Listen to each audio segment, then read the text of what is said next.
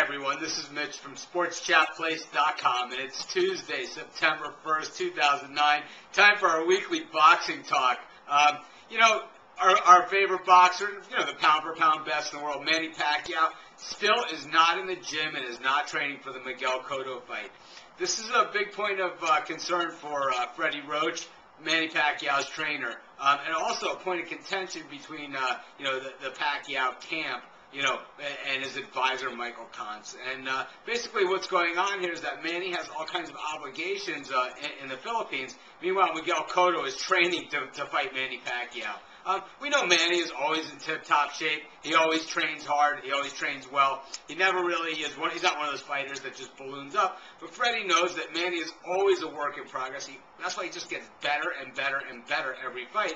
It's because he's listening to Freddie's advice and he's doing what Freddie does to do, as far as from a boxing perspective. Of course, from a business perspective, Manny has better advisors. Whether or not Kantz is one of those, I'm not sure. I don't know the man personally. But I do know that for what goes on inside the ring, that Freddie Roach and Manny Pacquiao have been a lights-out combination.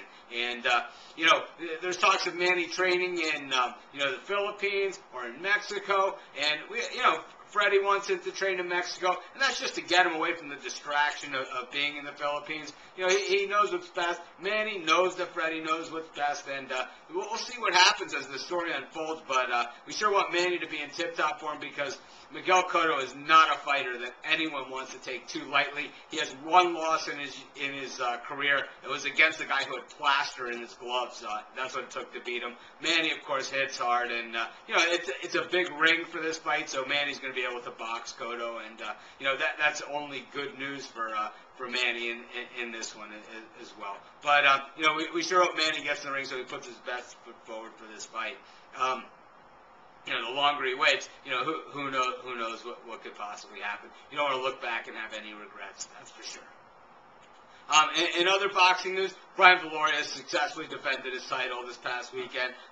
For those of you who are regulars on my site, I got a hold of a link on there. I posted it up, and a lot of people were able to catch the fight live. Since then we posted some clips from the fight, and a lot of people I know are enjoying those. So if it's something that you want to see, by all means, just let me know, and we'll try and keep up on those. I was really excited to get to see the fight as well. Timothy Bradley, Nate Campbell, the fight that ended on a headbutt, but they called it a TKO for Bradley, has now been ruled a no contest. That means there's probably going to be a rematch of those two fighters, and should be a good one. I thought that Campbell kind of quit in that one. He didn't really have it together. Probably could have continued on, but the doctor said he couldn't, so, the doctor would know better than I do. But it has been ruled a no contest. I think that's a win for boxing that, they can go back and overrule a bad decision in the ring. I mean, there clearly was a headbutt, and the referee was saying that the butt is not what caused the cut, that it was the punch thrown, somewhere around the same time. Nobody who saw the fight was buying it. I certainly wasn't.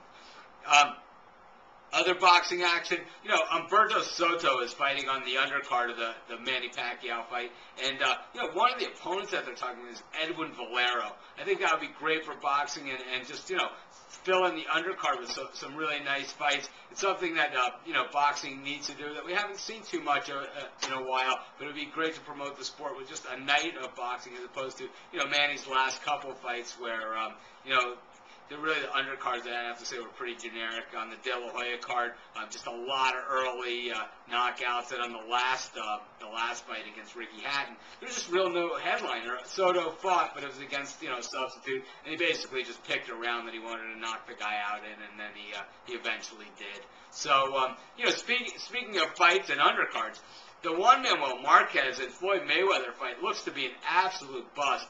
Ticket sales remain slow. They're talking about showing this thing in movie theaters. I don't know if even a quality undercard can save this thing. It looks like the undercard is shaping up to have some kind of quality in it, but certainly nothing like that's going to save this fight. This fight looks like a big money loser for everyone involved except for Mayweather and Marquez, who probably aren't going to make as much money as they had hoped. Their best chance is to come out the winner of this fight and, of course, fight Manny Pacquiao if Manny, manages to beat Miguel Cotto, which most people think he will. In any event, we got a lot of boxing coming up and a lot in the horizon, and we're going to probably have to do an update video as well. But in any event, that's this week's Boxing Talk. Feel free to, leave a comment, what you want to hear about, what you guys want to talk about. Let's talk boxing. This is Mitch from SportsChatPlace.com. Thanks for joining me. Be sure to check out all of our sports picks, write-ups, and action at SportsChatPlace.com. Have a great day.